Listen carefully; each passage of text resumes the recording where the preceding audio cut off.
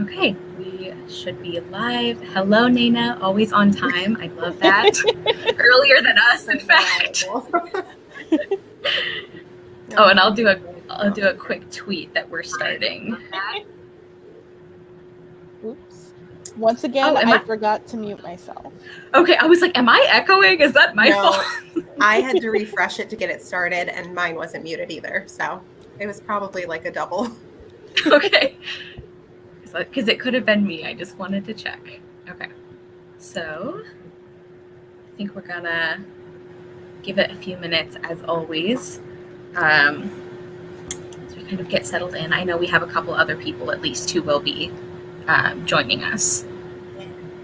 Yeah, Kira messaged me earlier. So awesome. I'm excited to discuss this one. Me too. Yeah. If you had asked me last week if I was excited, I would have been like, but as of like this morning, I was like, I have feelings, I have opinions. Whoa. It's kind of gonna be like, oh, the writing was kind of nice, but no. Mm-hmm. Yeah, it kind of like eases you in, and then it just drops you in, and you're like, oh wow, okay. Yeah. A lot happening. Yeah, I'm really glad it's back in print now. Very exciting. I know. Mm-hmm. Hello, Hannah. It's so wild to think that it just wasn't, you know? Yeah. In theory, for any book, that's so wild to think of, but yeah, it was so especially hard for me to get a copy. Yeah, especially because when there hasn't been a lot of writing, like scholarly work about it, sadly. Probably partly because it was out of print for so long. But what I was able to find, everybody was very like complimentary, like talked about it as like a quintessential novel of like partition and of like Muslim life, actually written by a Muslim person, and how like important it was for this era and this perspective. And it's like, it was a big deal, and it just was out of print for decades. So yeah, I'm happy that Virago has brought it back, and I do love this cover. There we go. Yeah, so pretty. Okay, so I think we can go ahead and start on the introductions. Yeah, all right, so I think we started with Taylor last time, maybe. So Julia, if you want to go first and just give us like, your little spiel about your channel, and also if you want to pick a book that you want to recommend this time, just to kind of mix it up for people who have been here for all of our intros. You mean people don't? I thought people would always love hearing how much I love Shakespeare, but I guess it sounds like they're used to me saying that. I don't know. There's no accounting for taste. Julia, you like Shakespeare? Yeah. So I'm Julia. My channel is Shakespeare and Such. I read a good variety of stuff, but especially like classics and historical fiction are usually my go-tos, but I mix it up and different age demographics, although I still need to be reading more middle grade. Like I say I read middle grade, but it seems like an occasional thing. I should do more of it. But a book I will recommend, I literally had to pull up Goodreads because I was like, oh no, you're putting me on the spot. What have I read? I know, I meant to prepare you for this a lot earlier. No, it's okay. I'm going to recommend a book that I think either just came out or is about to come out, and it's called Dreams Lie Beneath by Rebecca Ross. That one's on my list. Yes. Oh, it came out on the 2nd, so just a couple days ago. It was really good. It's a YA fantasy standalone as far as I know, but I don't know. From the ending, I was like, are we sure it's a standalone? could leave a door open. I don't know. But it was like really cool. This like concept of like people's nightmares come to life. So there's like these dream wardens who like protect the people from the living nightmares, and they also like record people's dreams and stuff. But then the girl who's like an apprentice to her father, who's the dream warden, these guys come and they're like, hey, we want to be the dream warden here. We'll battle you for it. And then so much ensues from there. Like that is like a very, very early conflict, and it just, it was a journey, and it was very fun, and it felt like very fresh and original. So I enjoyed it. Yeah. Well, awesome. Taylor, go ahead. Okay, well, hi everyone. I am Taylor from Page Screen Taylor, and when I do post videos, I like posting about romance books, classic novels, fantasy, sci-fi, and I'm starting to get into nonfiction a bit, only through audiobooks though, because I can't read it. And a book that I read recently that I really enjoyed was First Comes Like by Alicia Rai. It's the third book in the modern romance series, and it's about this like beauty guru influencer who gets this DM from this big Bollywood star, and they sort of start to have this little romance through DMs, except that she was being catfished. And so she approaches the Bollywood star at a party saying like, "Oh, you searched the whole universe to find me. You love me." And he's like, "Who are you?" Oh no! The opposite of a meet cute, it's a meet awkward. I know. Oh god. But after you get over the secondhand embarrassment, the whole book is really cute and really sweet, and I adored it. And it's also great for people who like adult romance, but they don't want too much smut. Okay.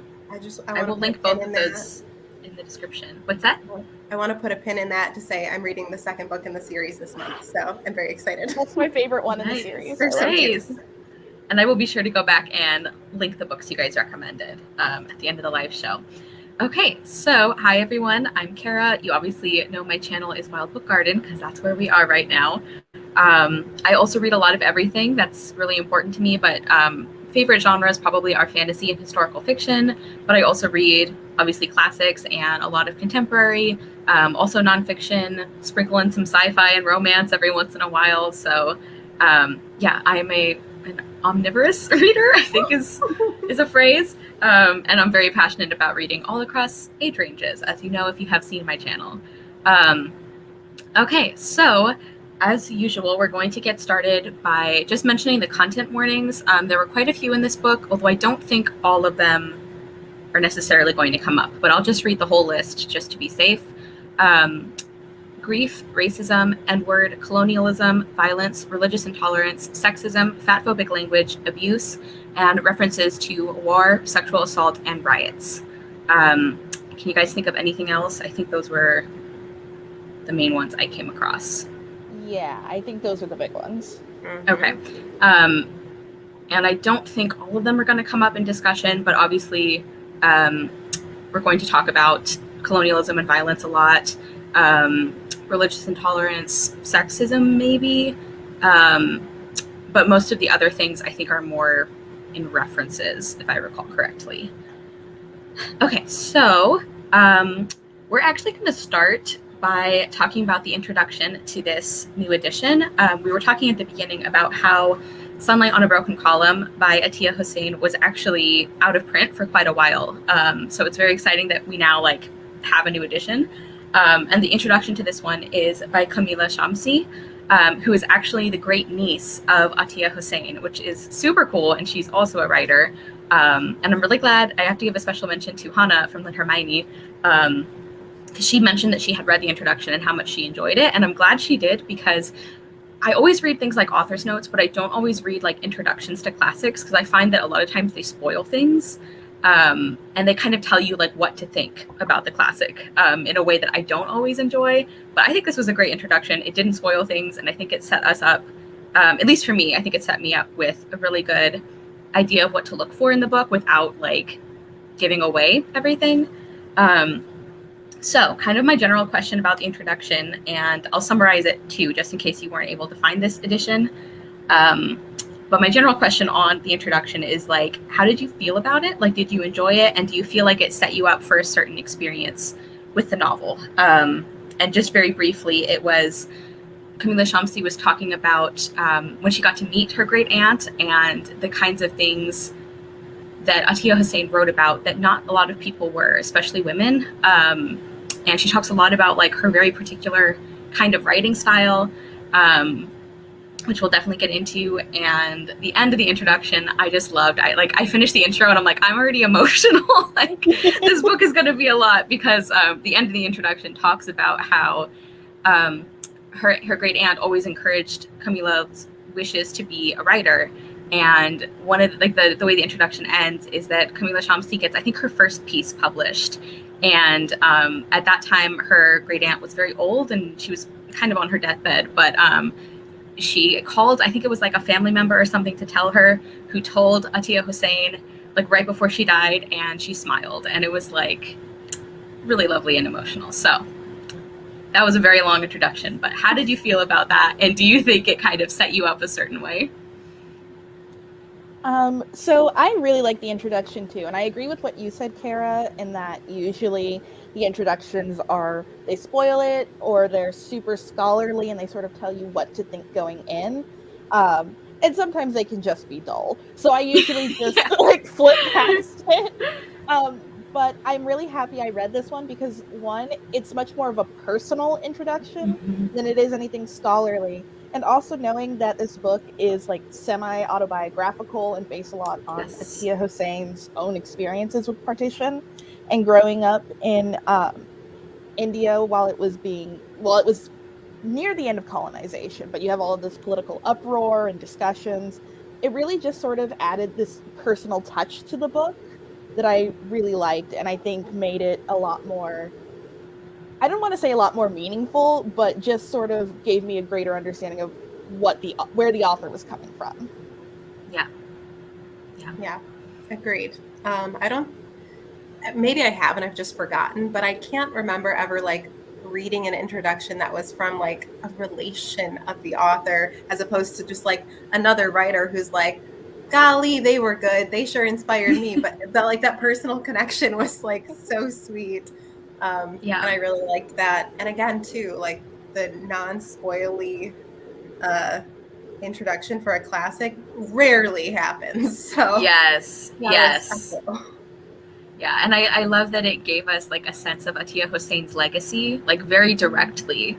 And I believe Camilla Shamsi even talks about how when she first started reading her great aunt's work, or when she heard about her great aunt's work, she wasn't like she didn't understand what a big deal it was until she got older and she started reading more of it. And then she was like, this is an amazing thing. Like, how come we don't talk about this more? But yes, I agree with both of you. I really like how personal it was. And it's such a great reflection of a lot of the core themes, I think, of the novel. So it's really cool that was there. And on like a technical level, I think it definitely made me pay attention to the writing a lot more, because she points out certain quotations and the way that Attia Hosain like introduces characters in very sparing words, but that you just instantly get a sense for who that person is. And so I definitely think that was one of the reasons I pulled a lot more quotes than I usually do, is because I was like, oh, I'm ready to pay attention to how good the writing is. Okay, so now we're going to do our kind of traditional like overall thoughts. If you want to share a rating, you can. How did you feel about the book overall? And Julia, we can start with you this time if you want. I have overall a much better entire feeling of the novel than I thought I was going to when I was even like a third of the way into it. And I also realized as we were talking about the introduction that I have not done my little like average yet. So I don't know what I've rated this book yet. However, I do think it's going to be kind of a like higher middling type of rating, just guessing, because there were like characters I loved, and then like characters who I'm like, enough about this person, they're not important, stop telling me what they're doing, you know. Yeah. Then, like, I had some pacing issues, but I loved the writing, so it's like I feel like it's going to average out to maybe like a 3.5. I'll let you know after you guys tell me your ratings. But yeah, I did like it overall, especially, I know we're going to talk about it, but the ending, I'm obsessed with the ending. I'm obsessed with the ending. Yeah, I have like a specific question about it, so we will for sure get there. Okay, great. Julia is so ready. Taylor, how about you? So, I'm stuck between a 3.5 and a 4, which I'm pretty sure is what I say every time we do one of these live shows. And I basically use these live shows to solidify my rating. But I did really enjoy this book, and I was actually kind of really into it from the beginning. I sort of liked the sort of slow building. I don't want to say world building, but sort of introducing us to like what's going on, what's the political situation, where are we, what time is it, what's the culture like. not just in terms of like culture, but like what's the political climate and so on. And I loved all of the discussions around politics too. And you've got these young politicals, and then I don't know. I loved it, and a lot of it was stuff that like maybe I learned about in school, but I didn't know. So I also really enjoyed just like putting the book down and like Googling some things. Like the research part was a lot of fun for me. And also I just didn't know that there was like a socialist movement in India around this time, which I thought was so interesting. And I love the main character, Layla. I thought she was really interesting to sort of follow through this time period. I really liked it, and I thought my favorite part is that it reads really quickly. Yeah, it's very, very compelling and approachable. I also really enjoyed it. I gave it a 4 stars. Like, I really, really liked it. We all, I think, have enjoyed the writing. I definitely did as well. I also thought Layla was a really interesting character. I also found it very like compulsively readable. And I think the way that Attia Hosain builds characters is just really impressive. Like the way she can introduce them and give you a sense right away of who they are, but then they can still surprise you. Like her characters just felt very like fully fleshed out people to me. And I also really appreciated like all of the discussions and the topics and the themes, and like you said, Taylor, like seeing these like young students who are some of them kind of like revolutionaries, and seeing Layla like figure out how she feels about all of this, because obviously there is a lot of turmoil at the time. And just speaking for what I remember of my school experience, we did not really talk about partition much at all. We did talk about Indian independence, but it was never in connection with partition, which is weird because it was like concurrent. So we talked about British colonialism, but we really didn't discuss a lot of what was happening like right before partition and then immediately after. And for one thing, what a massive human rights disaster it was, which we'll get to as well. But yeah, I really, really liked this. And I kind of am tempted to like read her short story collection now, even though I don't always get on super well with short stories, because I just enjoyed this so much.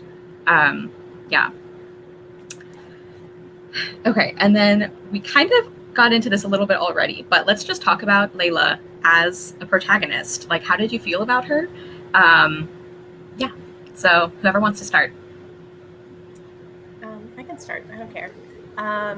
So it's funny because I initially really loved Layla, and I don't dislike her, don't get me wrong.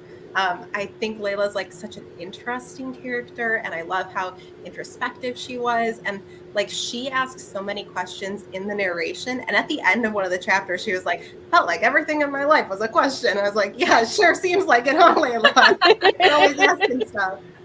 So I like loved that about her. But as the novel went on, I kept getting like more frustrated with how wishy-washy she was, because she would say these things and then not follow through, or like not follow through until there was no other choice. And I think it made for like some more interesting plot points that, you know, sometimes those scenarios were just happening around her. But at the same time, she had all these people kind of pushing and pulling at her one way or the other. And I'm like, so Layla, like, you choose, like, you know, what do you agree with? Like, you say this, so like, let's do that. So there were times when I was annoyed by her, but I always found her to be super interesting, and I loved being inside her head regardless. I really agree with you, Julia. I think I was more on board with Layla the entire time through, just because I was like, I kind of understand, especially when it comes to politics. Like, I understand you might have your own opinions, you have other people's opinions from people you like, these opinions are from people you really respect or you don't respect, and at the same time you're also kind of like, okay, but what's happening with me now? You know, like, this is great in the grander scheme of things, but I have my own issues too.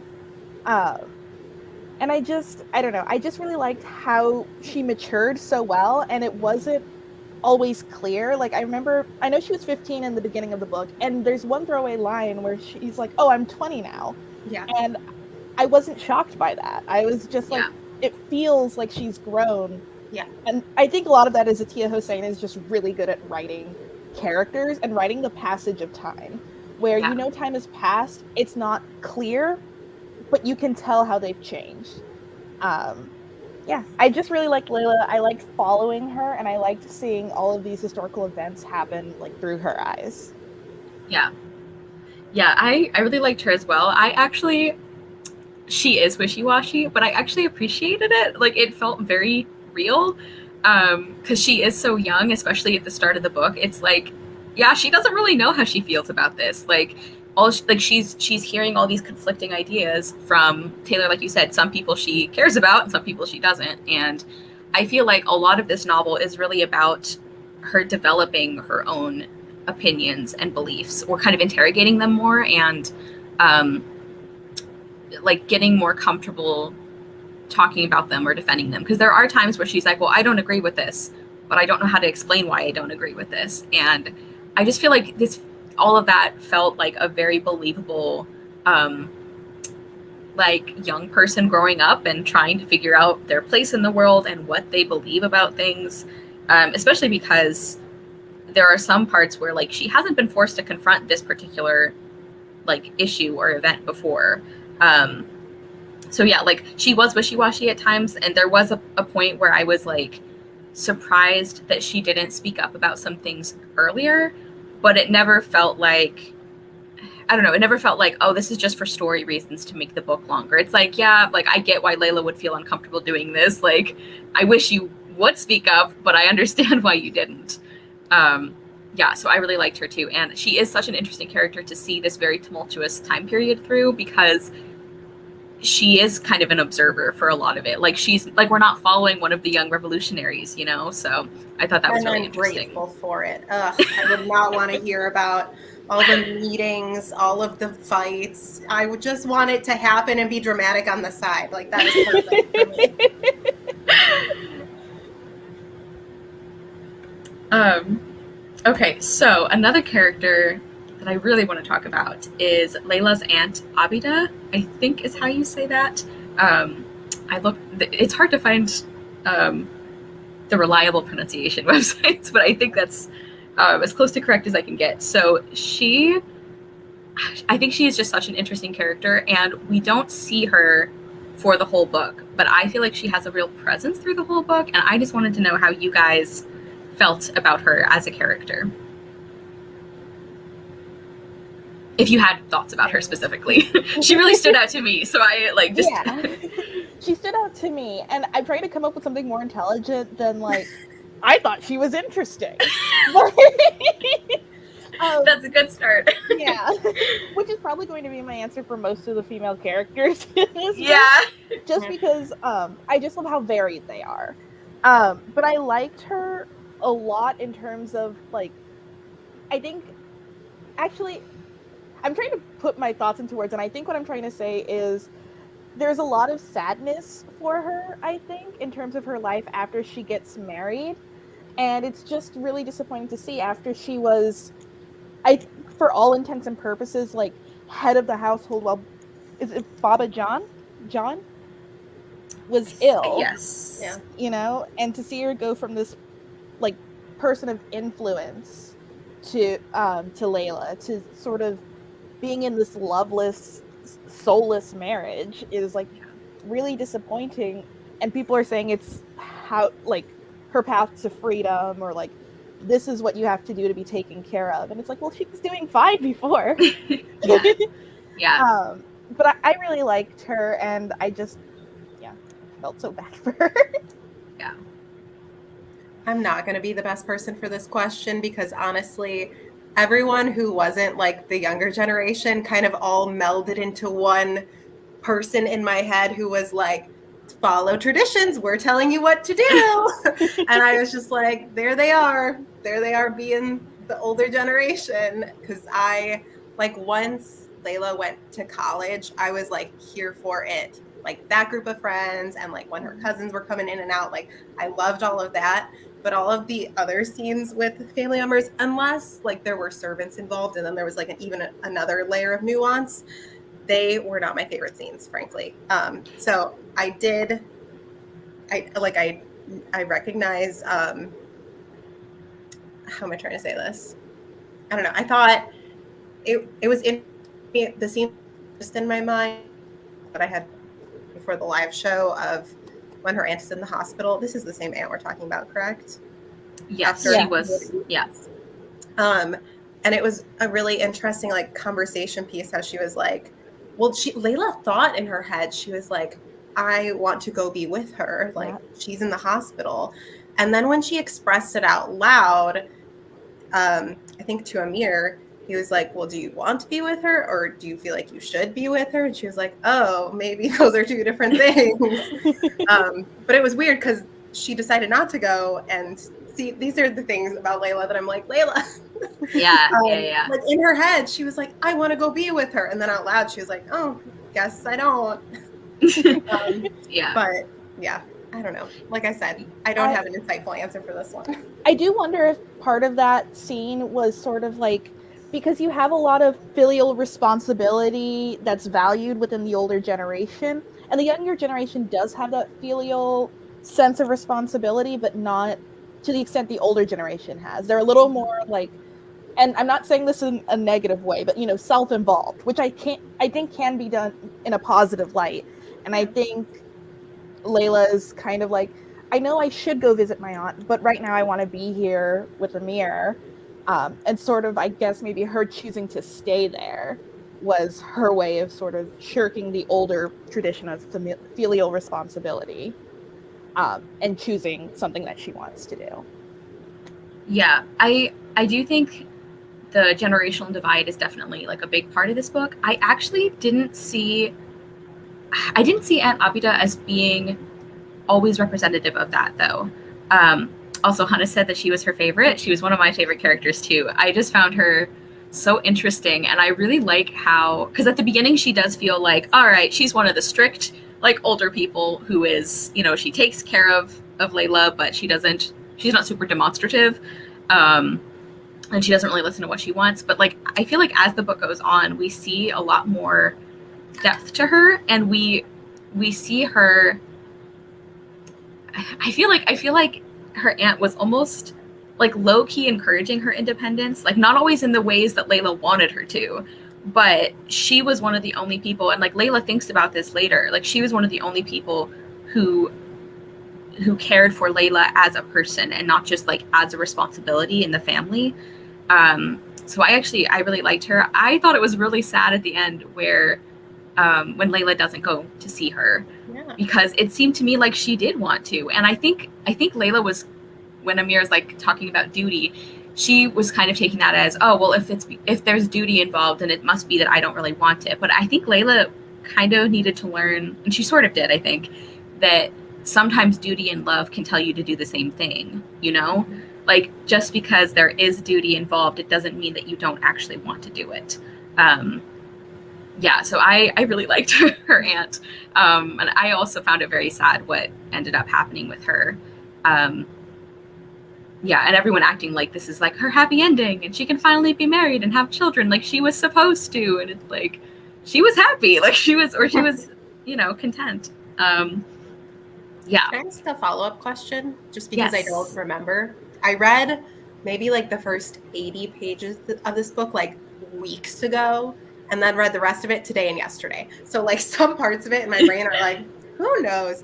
I'm trying to remember which family member it was, because I know they were all like gathered together, but when they were like talking about marriage for like Layla and Zara, how do you say her name? Her cousin. I think Zara is how I read it, and then I was like, I don't know.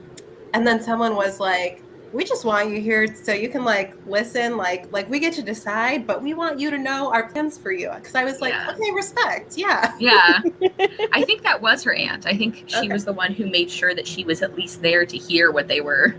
Well, then see, I like her too, and I just didn't even remember. I do appreciate there was like the guide about characters in the very front of the book, but there were a couple of points, like especially when she's meeting like all her whole friend group at the same time, I had to keep going back and being like, okay, Joan, I know who Joan is now. This is not a complete guide. Not every character is in that guide. No, it's not every word they use is in like the little glossary, and I was like, who made this list? And I looked at a family tree also, but that's just me being me. I'm bad enough with like names as it is. Like when I was talking about First Comes Like, I was like, maybe I should mention the characters' names. And then I thought about it for more than 2 seconds, and I was like, I know no one's names in that series, and it's one of my favorite book series. So like, I was like, oh boy, I'm gonna be in trouble now. So I was like coming up with this conspiracy theory board.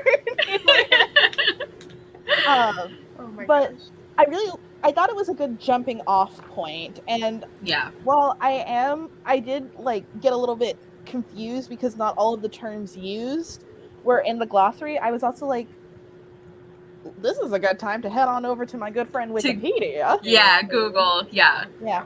And some of it like I knew, but I didn't know the words for. Like I knew what Perda was, but I don't know if that makes sense. I knew the concept of it, but I didn't have the word to fit to it. So I Googled it and I was like, oh, I know that. Yeah, Perda's mentioned a bunch. That's not in the glossary. And so I Googled it too. I was like, what are we talking about here? Oh. Yeah. Yeah. Well, and I think it's also a very different, like, I feel like the Western idea of what Perda is like not really what's going on. So one of the things I really liked about this book is like, oh, somebody who actually knows what they're talking about is explaining what's going on here. Yeah. And I'm pretty sure this is like the first book we've read that wasn't from a Western-based author, I believe. I think you're right. Oh. Yeah. How exciting! Yeah, it was a really nice breath. First. It was a really nice breath of air when you're reading a book and not everyone is named John. Yeah. So many Johns. Oh my god. You got blonde John, brunette John. Yeah, even oh my god, even like Water for Chocolate had a John. Like, come on, not one. Yeah. Yeah, no, I really liked, more so than like the glossary and the list of names, but the honorifics, I couldn't think of the word, like that list was so helpful because I was like, is this like, sometimes I was questioning like, am I seeing someone's first and last name or are they saying like and so and then as I got used to those, I was like, okay, this is really helpful. That was the one that I used a lot. Yeah. And some of them are so fun. Like I love like Chachi and Cha-Cha. Like they're so cute. Yeah. Okay, so as far as the character section, I also have a few where it's like if we have particular thoughts about them, we can talk about them. But I think a lot of the characters we'll end up getting into when we talk about the theme questions. Mm-hmm. But one that I definitely want to talk about is Amir. Thoughts on him? He's the love interest, I guess, who doesn't show up until like halfway through. So yeah, how did you guys feel about Amir? Also, Hannah says Urdu honorifics are so specific. Yeah, I like that though. That makes a lot more sense. It's like somebody says who they're talking about, and it's like I know which side of your family this person is on, and I know like, So Amir, thoughts, comments, questions, concerns? Yeah, sorry, I can't answer your question because I'm too busy falling asleep because Amir is boring to me. He's boring. He really was. I couldn't tell you anything about him other than like vaguely his beliefs based on like who he hangs out with and spoiler alerts how he dies. Like other than that, I got nothing. Yeah. I will say I liked his meet cute with Layla. That was the best thing. Yeah. I was like, that's really cute. They had some really fun dialogue near the beginning of their relationship. So I was like, oh, okay. And then like the book kept going. I'm like, Amir, who are you? Like it just felt like Layla, she fell for him so hard and so fast that it's like I feel like we needed more character work for him. Like he's a catalyst for some things in the novel. So like plot wise, I guess he makes interesting things happen, but he himself was not the most compelling character. And I feel like in contrast to a lot of the other characters, we just didn't really get a sense of who he was, except that he loved Layla, which I'm glad about. It's like Layla deserves love. She doesn't get enough of it, but Amir is not like, he doesn't have a scintillating personality in this book. I think compared to like the other guys around Layla's age who like have really strong political beliefs and, you know, regardless of whether or not they're on one side or the other, they feel very strongly about them and are very big on like expressing them and have like goals and so on. And Amir has those, but like he just sort of pales in comparison to all of the other guys. Yeah. I don't think there's anything wrong with him per se. No. He's just like, okay. He's all right. Yeah. Nothing wrong with a boring guy. It's funny because we, like, the last couple books were like, the boring guy is so sweet and so lovely, and now it's like, I don't know, Amir didn't even have enough personality to be like boring in a charming way, you know? Like, Yeah. he Like- just, I don't feel like he was very well written or If developed. every other man in this book had been like the worst, we would be like, Amir, Yeah. that's my boy. But Like, meanwhile, we have Assad. So that's all Yeah. I'm gonna say for now. Julia's like, This is a Just saying. 24/7 Assad stan account over here on my channel. I love him so much. awesome. Well, I'm glad I have him on my list. Okay, so do we want to talk about, like, I'm trying not to spend too long on characters because I have a lot of theme questions, and I know that my live shows tend to go long because I don't shut up. But so we have like kind of her main friend group, like Joan, Nadira, Nita, and Romana. I don't know if we wanted, like, I feel like they were all interesting characters, but I don't feel like we always saw them with each other and talking with each other, and I thought their friend dynamic was fascinating, and I love how they supported like the themes of the book and how we got to see different like characters' perspectives about what was going on, but like individually, I don't feel like I have a lot to say about their friends. So Yeah. do you guys want to talk about any of them? I love the concept of it. I like that Layla does get this group of female friends who are like Yes. educated and they all have strong political opinions regardless of like what they believe in, and that they have these conversations and discuss these things. It's just, I don't know, it's just really nice to see them all interacting with each other, not just as friends but intellectually as well and philosophically. I thought that was nice. I kind of wish we had like more on the friends, just because I was like, I feel like we should concentrate on them. I think the revolution lies with these ladies. They were so cool. They were so them. interesting. Yeah, and I think they showed up the strongest as characters when they were playing off of each other, which is why I wish we had. It's like I love seeing their dynamics together, but I wish we had spent like more time on that so that I had more opinions about them individually. Yeah. But I do love the way, like you were saying, Taylor, like I love that Layla has this group of female friends and that they have these passionate beliefs that they talk about and argue about. And I really like too how their friend group kind of functioned as like, and this was something I had seen in reviews when I was looking at how people, what people said about this book, like modern reviewers, and they were saying how there's a lot of nuance in the way that different people feel. Like it's not like all of the Muslim characters believe this and all of the Hindu characters believe this. Like there's a lot of crossover and overlap, and I feel like that was shown really well in the friend group. So, Julia, what were you going to say? No, my head was down that whole time because I'm just like trying to find that scene where they all get introduced like one after the other, and I just couldn't. But I think there's one, since we all have the same edition, I think there is one like that. Yeah, there's like a chapter where she's like, so and so was like this. I wrote down.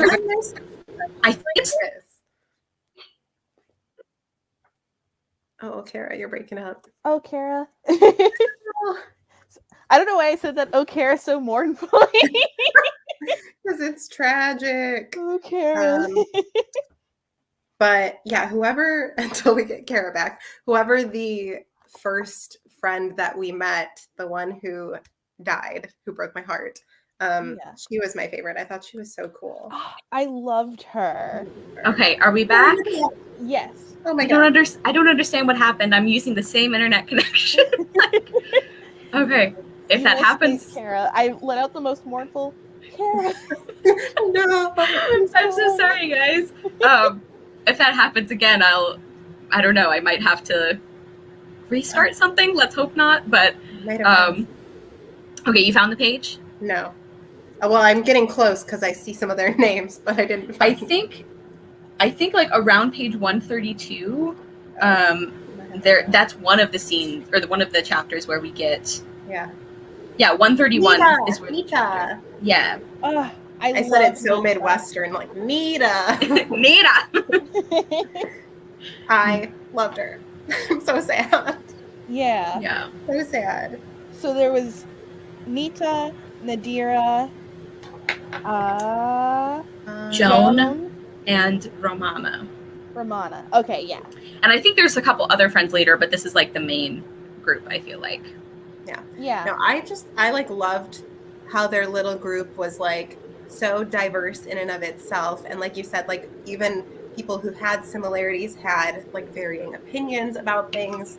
Because I feel like that's so realistic of like a friend group to be like, you know what, we're gonna have a debate club right now just for fun. And I still love you, but you're wrong. Like, Yeah.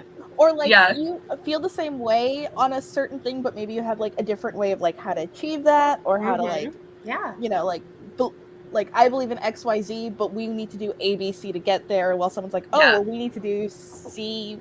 I don't know. You know what I C mean? plus? Yeah. C plus. Yeah. Really. I also thought it was interesting that they did have that one friend, Romana, who just didn't care about politics. She's like, I have no thoughts on this. Like, and everyone's like, oh, Romana. Like, classic.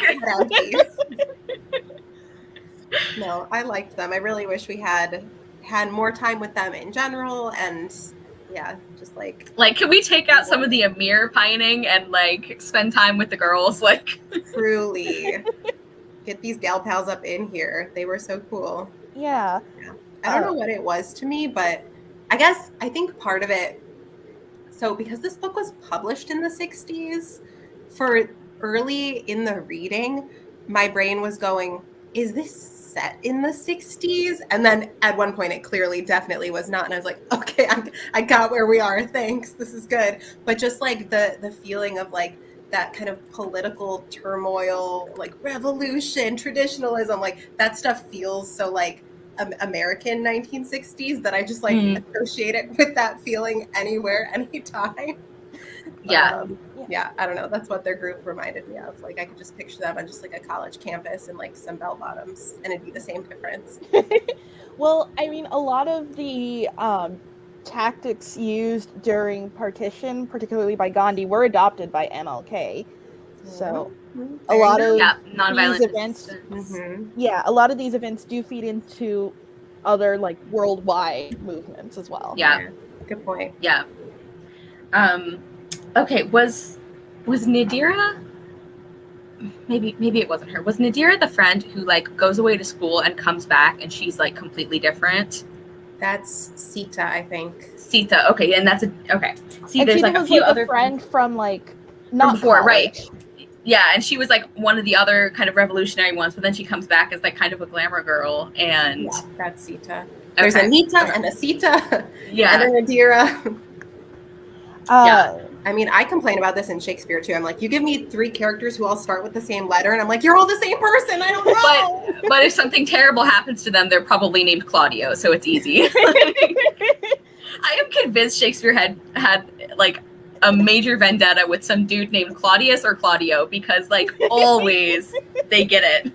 I clearly knew a man named Antonio who was gay. So yeah, he sure did. History. Okay.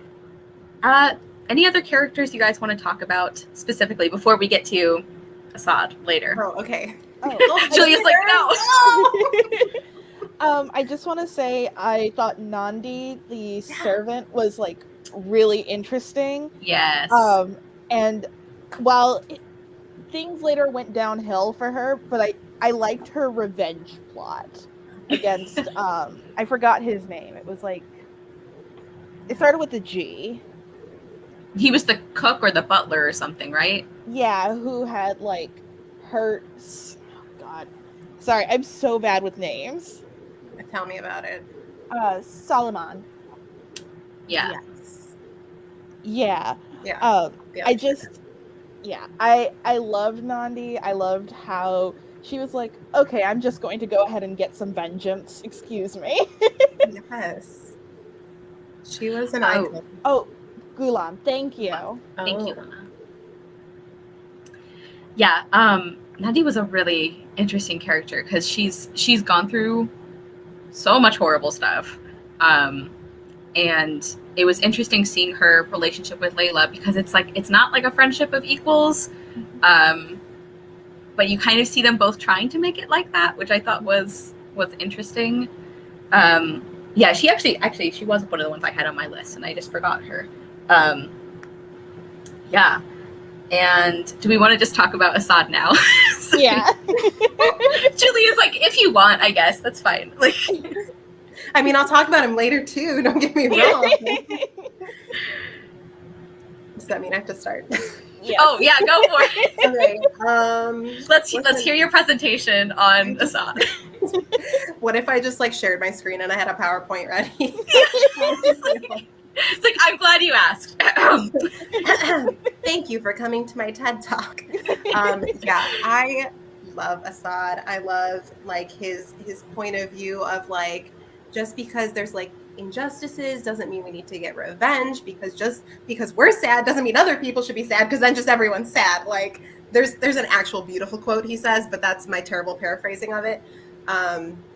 I love that he's a man of his word. I love how much he appreciates Layla. I love that he's like so brave and selfless, and he can be literally in prison and still writing letters like, Layla, you can do it. Like, you're a good egg. Stay strong. Love Assad. Like, I just love the guy. Oh, Yeah. did Assad call you a good egg? And truly, I was butthurt during all of the Amir scenes, because I was going, Assad is right here and he loves you. What's wrong with you? And then like she actually acknowledged in one line where she was like, yeah, he's probably mad that I don't feel about him the way he feels about me. And I was like, you know? I was going through it, but I really like Assad, you guys. I like the idea of you going through it. Who was the character? I'm sorry, Taylor. Who was the character who was in love with one of Layla's friends, and they had that like real messy, like Salim? questionable. Salim. Was it Salim? Okay, I just wanted to check. I was like, I don't think that's Assad, but I wanted to check. Taylor, go ahead. I'm Assad sorry. had a thing for Zara, I think, in the beginning. Oh, okay. That's maybe what I was. Oh yes, yeah. Thinking of. There There was when quite a his head few. was bashed in, he was like Yes. holding Layla's hand and being like, Zara, and I was like, sorry. Yeah. Sorry, I didn't mean to like interrupt Taylor. Go No, for it's it. fine. I wasn't going to say anything substantial other than I agree with everything Julia said, and that he had one of the funniest lines in the book, which is when he gets hit with a policeman's lathi. And his aunt Majida says, "Why do you always get into trouble?" She scolded. "Why are you so headstrong?" "I am obviously not." I know. It's like it really has like Mercutio dying and making a pun energy. Like it really. Truly. I would buy tickets to Assad's stand-up show. The only man I would go. Yeah.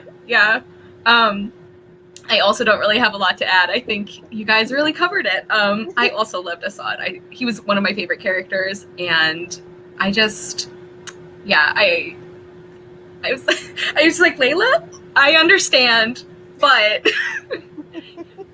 he's right there. Like, look, and there's just something too. I love a good pining moment. So just the fact that he's like there and he's like, well, this is my friend. Like, I'm not gonna ruin, but like, I love that. I love it. And like Amir was such a non-character too, that it's like, I understand that Layla is choosing what makes her happy. It's like, I'm happy for you in theory, but I don't understand. Okay, we spent a lot longer on characters than I planned. I'm sorry, you guys. But let's get, it really does. Let's get into some of the like theme questions, because I think that was another strength of this book, is like all of the topics it dealt with. Okay, so this book is obviously set during like the tail end of the official British occupation. What did you feel like the presence of the British, or like the British characters, was like in the novel? Like, how do you think that like played into the story at all? if you did feel like it was an important part. I mean, in the book, you have a lot of this happening in the background, but like because of Layla's social position and because she's sort of like a woman living in this society, it's not always so direct with her. But what I like are the little like pieces you get, like her former tutor, Mrs. something, Mrs. woman, Mrs. Martin. Mrs. Martin. She was a piece of work. Oh God, when she called Layla Lily. Oh my God. And the fact that she was basically either she was born in India or spent her entire life in India, but still referred to England as home. And I was like, so what? Yeah. And just you have like, you know, Layla being called the N-word in school when she was trying to play with someone. And you have a lot of the racial dynamics there between like people who are considered Anglo-Indian and, you know, just the things that sort of enter her daily life that have to do with British occupation. I think that's just so interesting. Yeah. Yeah, I agree. I felt like I had something actually to add, and then it like disappeared out of my mind. But yeah, it was definitely. Oh gosh, guys, I'm blanking. I don't know what we can circle back to it. And... Go ahead. No. I was saying you can keep talking, and then if you remember it, we can also come back later. Don't feel like you need to think of it right now. But I was going to mention a couple of the quotes I pulled I thought were really interesting in connection with that. So this is Assad. He says, he has learned the lesson the English teach us. Hate each other, love us. And this is when they're talking about the riots that are going on and like the different factions and how the British are really like taking advantage of it. And then actually on the very next page, this one is from Assad. Because they're talking about how there actually haven't been riots for a while. And he says, maybe because there haven't been any for too many... Wait, I can't read my photo here. Maybe because there haven't been any for too long, not even Hindu-Muslim ones. Something must be done to prove that the British are here to enforce law and order and stop us killing each other. So I thought that was really interesting too, this idea that like the British are deliberately exacerbating this so that they can be like, see, you guys can't take care of yourselves. Good thing you have the white people here to like make you behave. That was one of the things that stood out to me about like, even though there weren't a ton of British characters in the novel, I feel like the way they played into the conflicts that were going on was really interesting. And like how like the students, these young kids are like aware of what is going on. Mm-hmm. Yeah. Sorry, go ahead, Julia. No. I was going to say, I just think that it's really interesting how you have all of these different conflicts going on at the same time, because it's not just, you know, the British versus the Indians. You also have the Muslims versus the Hindus, and there's that political conflict happening. And so they're not only discussing what should we do in terms of independence from Britain, but they're also talking about what should we do, you know, in terms of our relationship to this other group. Like, what do we do? How do we unite us? Do we unite?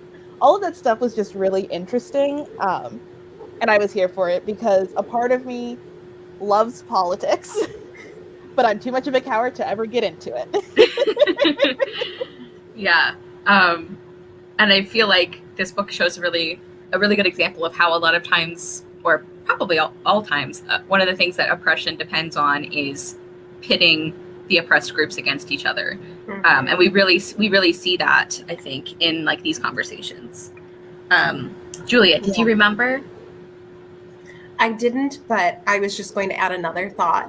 Go for it. Thought. That was like, you could really feel to the divide just in social situations, like when they'd be at parties, and like even the Indian women who like consider themselves more modern were still wearing like saris, and they'd be like standing over here, and then they'd be like the white people were over there in their own groups, like talking to themselves. And yeah, it was just like a very striking image to kind of picture the party. And it's like, oh, look, there's all these people here. Oh, but those women are by themselves, and then the Indian men are over there, and there's the British. Okay, I see what's going on here. Yeah.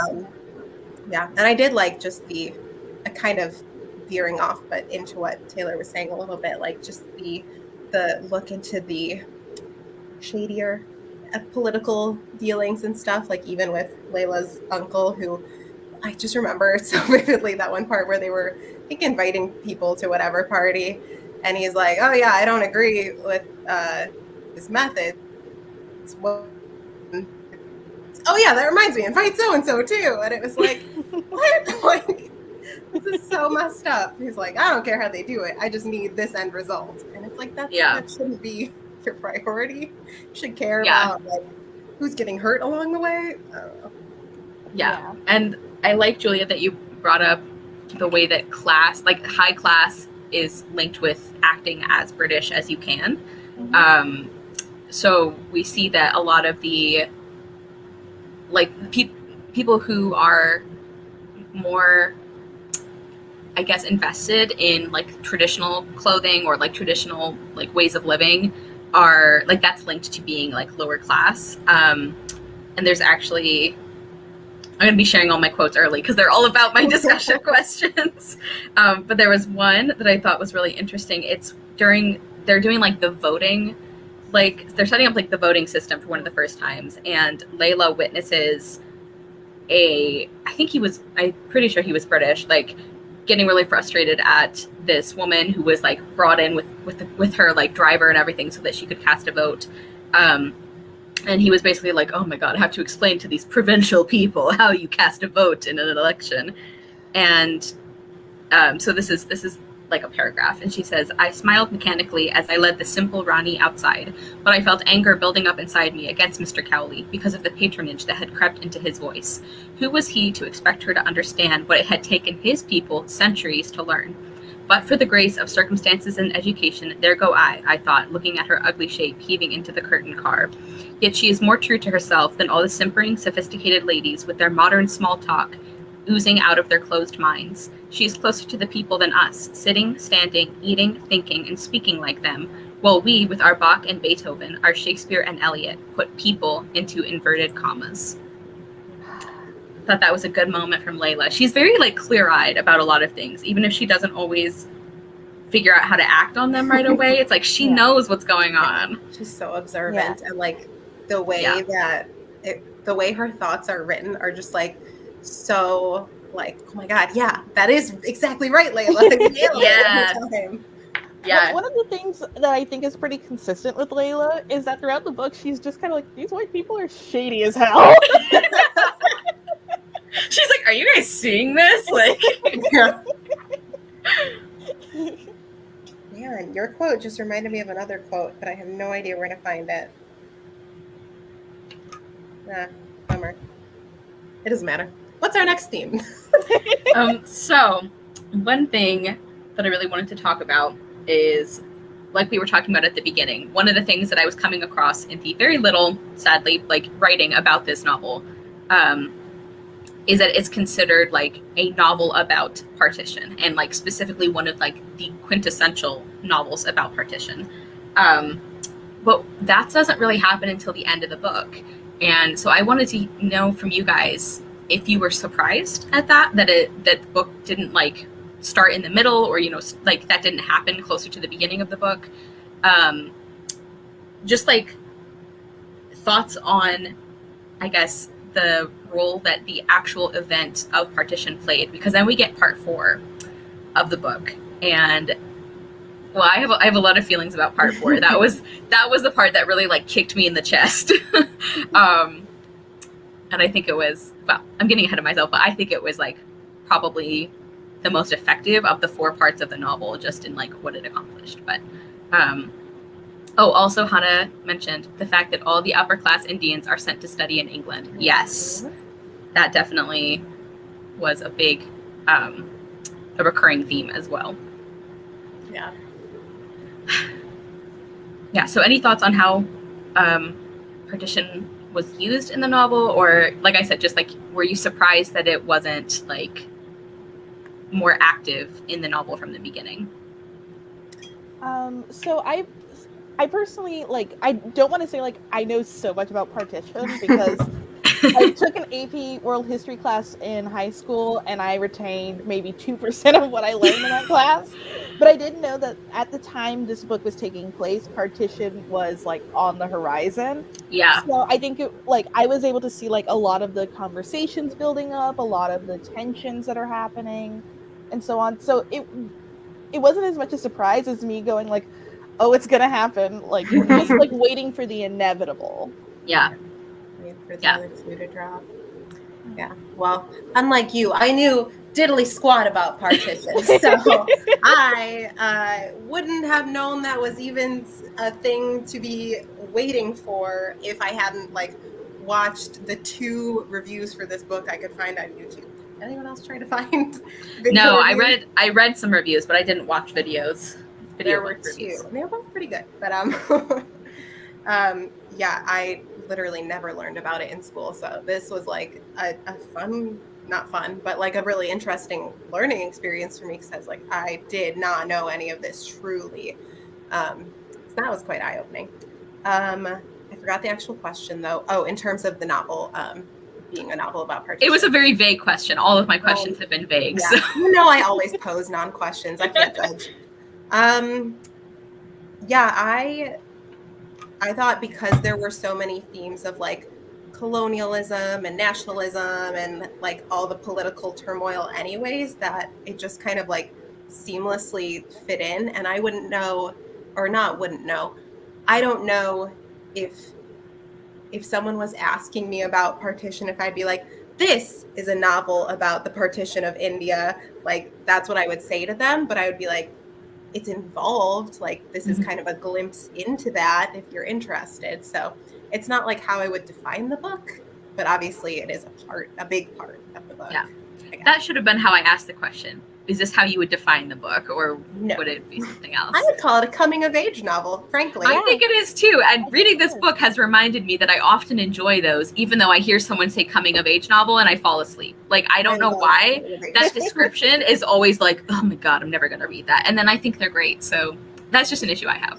I want to share, Hannah said, I was expecting more of the book to take place during partition, but in hindsight, I'm glad it didn't dwell on the brutality. That was pretty much exactly my experience. Is I was also expecting more of it to happen on page, but like I'm also glad it didn't just like dwell on all of that. But I also think it was very effective the way that it does come into the story, because Taylor, like you were saying, is like you can feel that building. And you can see these characters talking about what they think like the problem is and what the solution should be. And of course, we know it's like, well, I know what the eventual solution is going to be, and it's not going to be pretty. So there was that like building tension and like you guys were saying, like waiting for the other shoe to drop. And then part 4 happens, which is a big time jump, which I normally don't like, but I think it was incredibly effective here. And even in part 4, the book doesn't come out right and say like, this is set 2 years after the partition of India, you know, like you pick up on it, because Layla is like looking at her old house and she's talking about these new refugees who have moved in, and like you start understanding that this is not just a time jump. This is now after partition has already happened. And then you get the part where she tells, like where she like comes out and says it about what happened to everybody, which is brutal. Like, and I think that, like, I would consider, I think, this a novel about partition, but it's not in the way you expect, because I think the way that you think it's just like coming of age and slice of life and, oh, we have a young girl who's figuring out her place in the world. And then part 4, I feel like really pulls it all together. And I think the reason part 4 is so effective, at least for me, is that we had all of that time to get to know what was going on and to get to know these characters. So then when you find out, like, oh my gosh, I just forgot his name, but like he was killed in a train attack.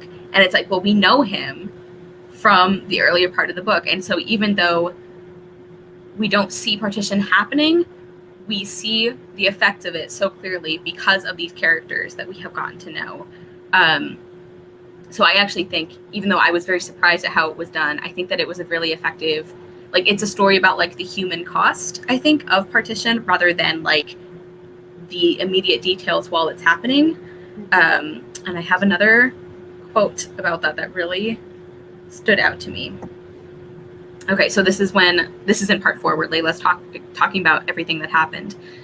And the refugees. She says, their presence here and Salim's in their erstwhile homeland was part of a statistical calculation in the bargaining of bureaucrats and politicians, in which millions of uprooted human beings became just numerical figures. The official words describing them had no meaning in terms of human heartache. And I feel like that's what the book really accomplishes, is it shows you the human heartache part of it rather than like all of the nitty-gritty details about like seeing partition happen. Yeah, that was a very long and rambly point, but I agree with you, Tara. And like, I think it is really important that we spend so much time on these characters because, like that quote mentioned, and like you said, it's one thing to say such and such amount of people died, which is a gut punch and it's devastating. But when it's like you've gotten to know these characters and you know, you've seen them grow up with Layla, or you've seen how Layla has interacted with them, it feels very personal. Yeah. You know what? Yeah. My brain right now, because I'm going to be honest for a second here. I've been honest the whole time. I don't know why I'm making it sound like I'm going to stop lying to you guys. I hate Assad. No, I'm kidding. I don't. No, initially, I was not happy with part 4 in its execution because, like you, Kara, I usually hate big time jumps unless it's been like consistent, like there's been jumps between like sections like that. And I also don't like feeling like I'm reading things and it's the end of a movie and it's like the where are they now like credits at the end where it's like so-and-so went on to be a professor, so-and-so got married and had 3 children. Like, I don't like that feeling, and that's the vibe I got. So initially I was very put off, but in hindsight, hearing your reflections, it makes me feel like it's like Titanic, where, you know, like along the way of the journey of Jack and Rose, you like meet all these like side characters who might be annoying or they might be lovable and they're just kind of whatever, they're there. But then when you see all the sad things happening to them at the end, you're like, oh, that's that person. Like they were there. And it, not that it didn't, like, obviously the things that I was reading in the moment, I was like, oh, this is sad. But like framing it that way kind of turns some gears in my brain and goes, oh yeah, wow. Yeah. And I think one of the things too that made part 4 really effective for me is that the other parts, there was a little bit more distance because Layla was kind of observing things and figuring things out. And even though there were definitely sad things and upsetting things that happened, I feel like there was like a little bit more separation. And then we get to part 4 and there's not that feeling anymore. And now it's like you see the aftermath of Layla grieving for so many people. You see how this split their family up. And yeah, like, I mean, it's estimates vary for how many people died because of partition, between several 100,000 to 2 million. And that is a number, like you were saying, it's like, it's hard to almost picture that completely, especially because partition is not really emphasized in American education, at least in mine. And so it's important to know that number. And then I think stories like this help internalize that. So it's like, it's 2 million of this kind of loss, you know? Yeah. That was a really good way of putting it, Tara. Yeah, I think it was really well done. Okay, since we're already on the ending, do we want to talk about the very ending? Like the scene where Assad comes in again and that part with Layla, because we also find out that Amir died like really quickly. Like, I mean, I'm not laughing because I wanted him to die, but I just remember being like, wait, seriously? He died like 3 years after you got married? And he was kind of a jerk about it. It's like, I understand why you're insecure about this, but you're being ridiculous and you're going to go get yourself killed. And then he did. It just, it didn't feel like he was making his choices for, I guess, like good reasons. He was kind of making them for like, I gotta defend my masculinity reasons. Which was very annoying. So, like, I'm not like wishing the guy ill. No. But when I was reading that part, I was, He Well, already and died, you know? It's fine. Yeah. And when I was reading that part, I was like, really? Like, this is how it happens, is because of you making these choices, Amir. Okay, so yeah, the ending scene. Julia, should you go first? Our resident, let's let Julia take the floor. yeah, our resident Assad fangirl. I did give myself that title. That's fair. Yeah, no, I was sorry, Amir. I was super happy. I loved the ending. Yeah. Okay, those two is the watch. This morning while I was like getting ready for my audition today, because I couldn't read the book. I didn't have an audiobook, but I needed my eyes and my hands. So I was like, okay, let me just consume some content, like get me thinking about the themes and stuff, like before I totally finish the book. And both of them spoiled that Amir dies. So I was like, oh, okay, it's fine. However, I did not know it was going to be like such a jump and that he was just already going to be dead. So in my mind, I was like, wow, here it is. Okay, like, you know, he's dead, whatever. And then we were like still hearing about Assad, like writing her these letters. And I was like, oh my gosh, like my boy, he's here. And then he just like shows up. I'm so happy.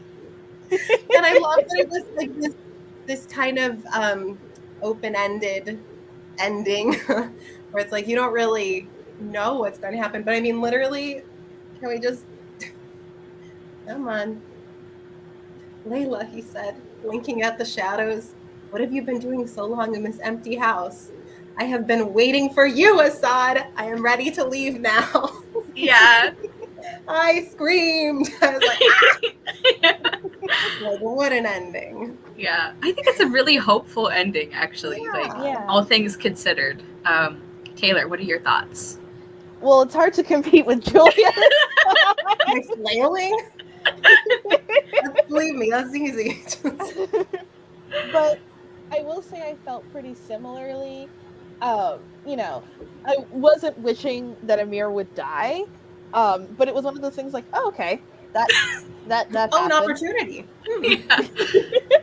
But I will say the ending, I don't know what it is for me, but open-ended lines like, I have been waiting for you, Assad, I am ready to leave now, and then it just doesn't have like what happened next. It's just that last line. I don't know if either of you have read Daughter of Fortune by Isabel. No, but I'm going to. Does it end? Well, You know, it's I not wanted like to. a Yeah. similar thing, but it does have that the last line is spoken, and it's Yeah, just sort of yeah. like vague about what's going to happen after. Yeah. But it's hopeful. Yeah. And I don't know. I don't know why it always makes me so emotional. Yeah. But that Don't you last just line picture like the camera panning out past them, Yeah. like past the house, and Yeah, just it's into very the sunset? Holding eye contact. Yeah. Yeah. Taylor, what did you say at the end? I'm sorry. No, I'm sorry. What did I say? No, it's It probably was like another joke about me crying. that. Yeah.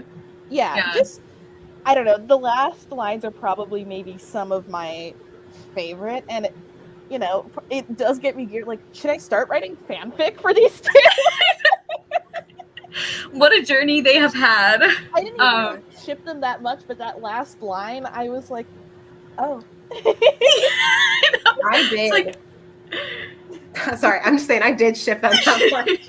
That one scene, I'm sorry, I can't not interrupt. I'm sorry, it's a No, it's fine, go ahead. That one scene where I forget who Layla is with.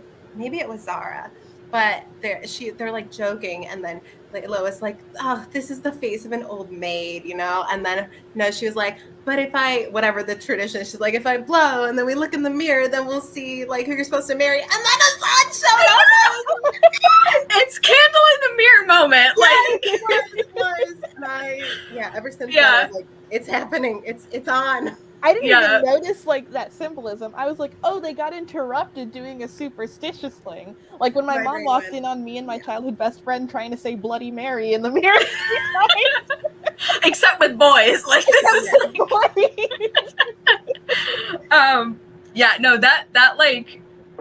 that moment also, I was like, oh, okay. because I was noticing things like that, and I'm like, but this feels like one of those books where that's a false lead, and you don't like, you shouldn't get your hopes up. Yeah, I really liked the ending. I thought it was very hopeful. Also, just sharing something about my own personal, I guess, tastes is I don't like second attachments. I'm like Marianne Dashwood. Like, I don't find that romantic at all, except in the case where I'm like, I didn't buy your first one, so this is like fine. Yeah, I thought it was like, especially after everything that we find out in part 4, I think it balanced out a lot of that. Like, it was like a bittersweet but hopeful, I think, note to end on. Yeah. Especially since, like, from the beginning of the book to the end, it's like, what, 8 to 10 years? At least, yeah. Yeah. Oh, so no, I think the end is last farther than section that. was like 14 years. Yeah. 14. That was like a big jump. So, like, I can't count. I don't know what numbers are. Maybe This isn't a 20 math more? live show. This is like Water for Chocolate all over again. It's like, But you know, I can believe that, like, you know, Assad would have like a childhood crush on her cousin, and then obviously as they both grow and mature, it's like, oh, okay. Yeah. You're old enough to have a personality now, so I love the trope in books, and it's so hard to like figure out when this is going to happen without like outright spoiling it. So I am eternally on a quest to try and find more of these. But like the romantic false lead where there's like a side character where it's like, oh, I like them better. I was like, but I'm imagining it. It's not going to be a thing. And then it's a thing, and it is so satisfying. Like, I live for that trope. So I was enjoying this. Like, I just had a sense of deja vu. I don't know if I've said this in one of our live shows before, but sorry, this is a tangent. We've gone on long enough. I'm gonna keep spinning off. I keep meaning to make a video where I recommend book pairings that go with choices stories, like from the app Choices. That's like episode but better, right? yeah. And my favorite love interests in those games are always ones where I'm like, I'm obsessed with the side character. They're not going to let me romance them. And twice it has gone according to my plans. And I'm so grateful. I was like, there's no way. A romantic option? Yes. So, Tara, I'm going to recommend you those ones. yes, I Please love do. it. Yeah. Okay, I think actually the other thematic things we actually covered in other questions. So we are so ahead of the curve here. Yeah, any other, like, anything else in the book you guys want to discuss before we get into quotes? Like, I really do think we covered most of my notes here already. Let me see if within my quotes there's like an idea that kept repeating itself, you know? Yeah. And anybody Also, who's... Oh, I love it. I'm getting a new one too because mine finally cracked. Oh yeah, I had like a missing corner from what I dropped. Yeah. Okay. And anybody who's watching along, if you have like topics you want to discuss. I know this has been a long live show, so I understand. Yeah. Okay. I have been chugging teas all day, so What? What happened? I thought you were saying, I'm sorry this has been so long because I yawned really obnoxiously. And I was like, no, this isn't. No, That's so funny. I didn't either. I didn't see it either. This is purely based on me running my mouth. So, like. Okay. One theme, and I don't even know if, again, this is like a non-question, but I just want to address it because it was like most of the quotes I saved were about this, but I loved. And now I'm going to sound like a hypocrite because I talked about how wishy-washy Layla was, how she would never act on anything. But there were all these moments where she would be like, even if I wanted to make a choice, like, all the choices are made for me. No one lets me do anything. And like those quotes about like a freedom and like obeying and like duty. So many good quotes. Like there's the scene with her uncle, who's the uncle she lives with later, starts with an H. Is it Hamid? That sounds right. With her uncle. And he says, I'm already sharing quotes. Just deal with it.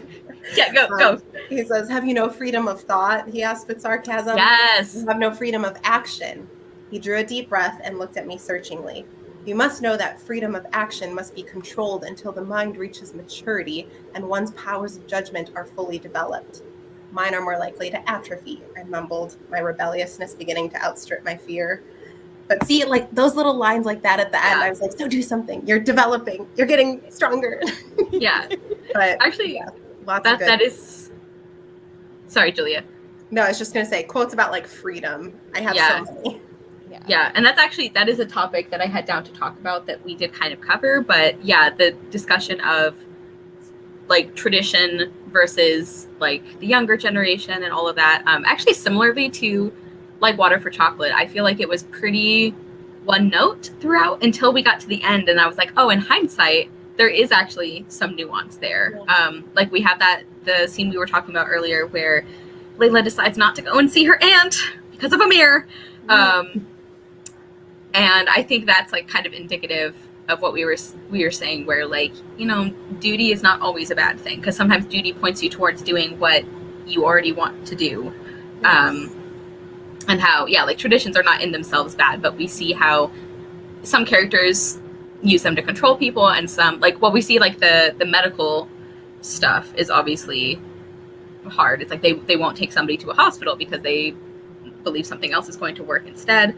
So we see how it can be used in ways that hurt people, but the whole book isn't like that. I would kind of hope for, that's one of my, I guess, critiques, is I wish we had gotten a little more of that nuance like throughout the book, rather than just kind of at the end and in hindsight, but we did get some of that.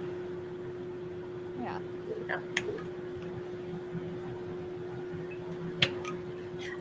Okay, found my other quotes over there. Okay. I'm ready.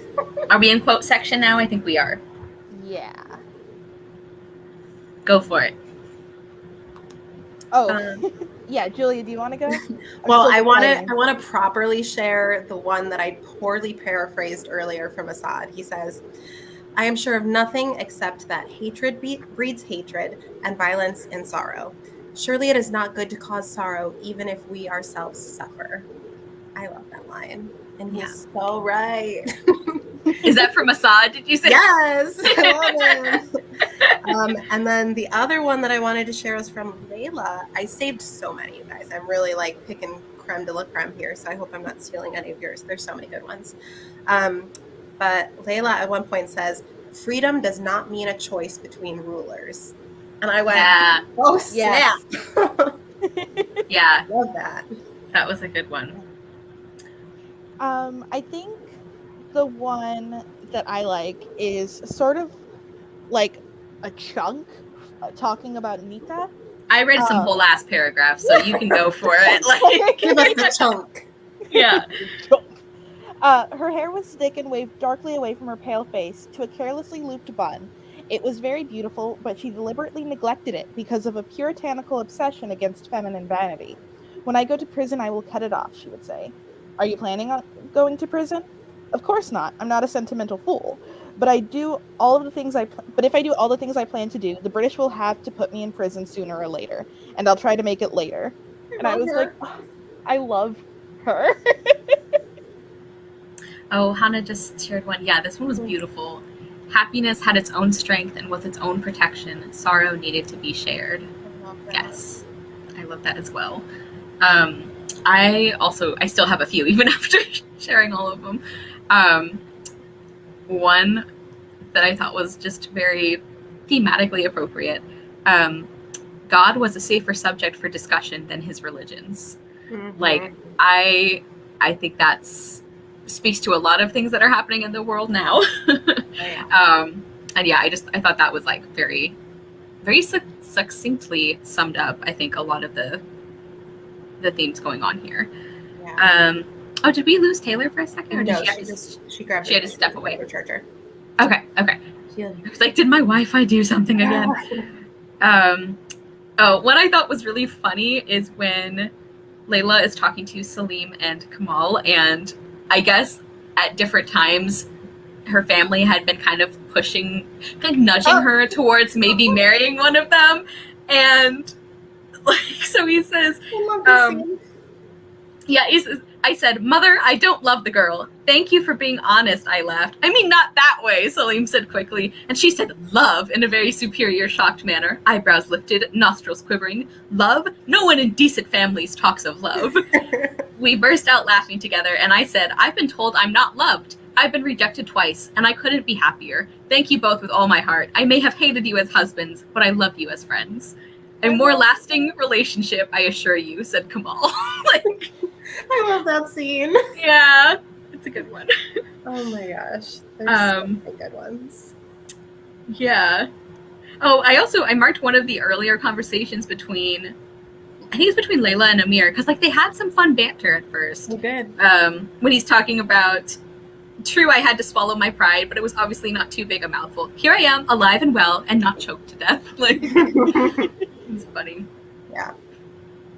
Yeah, I mean, Amir, they had some good banter, but I think that's giving Amir too much credit because there's so many good one-liners in this book that it's just like she can't help but write them, you know? Like, yeah, he benefited. Being clever. I didn't expect this book to be so funny in some parts. Yes. That one line with Assad, I literally have not recovered still. No, clearly. So that's not the problem here. Yeah. Oh, he's such a good character. This one is from the fourth part, so this is also about the aftermath of partition. Less than 2 months later, Salim and Nadira left for Pakistan, and it was easier for them thereafter to visit the whole wide world than the home which had once been theirs. You and Hannah literally just shared Yeah. that. Oh my gosh! You can watch us back later, and I'm going... Yeah, it's a good one. Great minds, Hannah. Yeah, that line is so powerful. Yeah, that part 4 really, like, I was enjoying the book and I was getting a lot out of it already, and then I feel like part 4 just like brought it all home by, well, I think I said it like kicked me in the chest earlier. That's really like what happened, right in the emotions. Yeah, makes me feel like I need to reread part 4 without the time crunch. Maybe that'll help me a lot. Yeah, I think it was really good, and I think it was like, if you had told me what part 4 was, that it's like a time jump and you don't see anything, you just hear about it in the aftermath and there's like kind of an open ending, I would have been like, that sounds terrible and unsatisfying, but it worked perfectly with the story. Like, I think it was really, really good. Any other quotes or last things we want to talk about? I know we are way over time once again. There's a lot to discuss.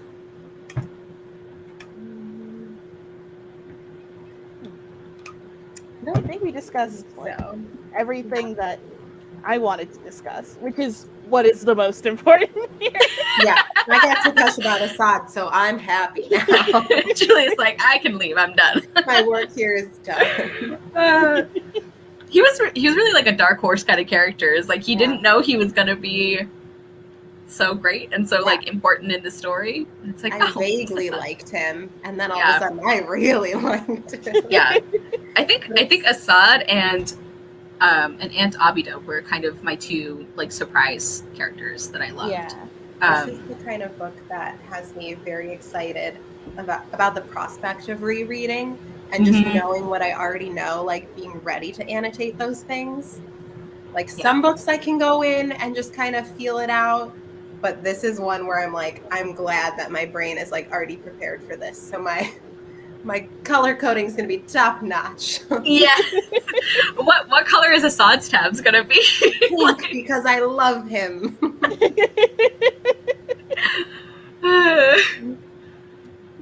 I expect to see him as one of your like, I don't know, if you do like mid-year book freakout tag, it's like new fictional crush. Like, I love a man who waits for me decades in prison. Like, yeah, that's hot. I agree. Okay. Do we want to wrap it up by Julia? Do you want to highlight our next book club pick? This whole thing? Yes. We are reading Olivia by Dorothy Strachey, I think is how you say her name. It's very small. Yes. So get hyped. Tiny book. And it is first published in 1949 under a pseudonym, and it is a sapphic story from as far as I can tell, but I don't know. I've never read it. I don't know how much is literal and how much is just in thought, so you never know. But I think it's about a girl at school who just kind of becomes infatuated with her teacher or headmistress or some faculty member of this school. And I'm hoping that it makes up for our I was just gonna say, I was like, I was gonna say before. I was gonna say, I hope it's not like Children's Hour. My goodness. Yeah. Like, I'm hoping for a happier ending. Well, I think that in this case, I believe, I'm like looking at the back as if it's going to tell me. I don't think it is. I do believe that we actually have a sapphic author in this case. Oh, I cannot good. speak for Lillian Hellman. So that's a promising start, at least. now I'm going to double check. But that's what we're reading. Okay, cool. And that's going to be on Julia's channel, of course. And as she said, it's very short, so there's plenty of time to jump in. You're required to read with us. Yeah. Oh so my God, the internet's telling me she was bisexual. How exciting. Oh, Okay. Anyways, carry on. Oh yeah, I was that just things more promising than right our than last Children's foray. Hour. Yes. Okay, I think that's everything I have. Thank you guys so much for joining us for. I put stuff on my book, so I wasn't ready. Sunlight on a Broken Column. I'm really glad this is back in print. Like, I hope this starts like a mini renaissance for it, because I think it's really good, and I think it like deserves to be, what do they call it? Like a rediscovered classic. Yeah, I thank you guys who like watched with us or who are watching the playback. And yeah, we will see you whenever we announce our next date, which we never do right away. So We do like 2 days in advance. It's fine. yeah. Yeah. Okay, bye.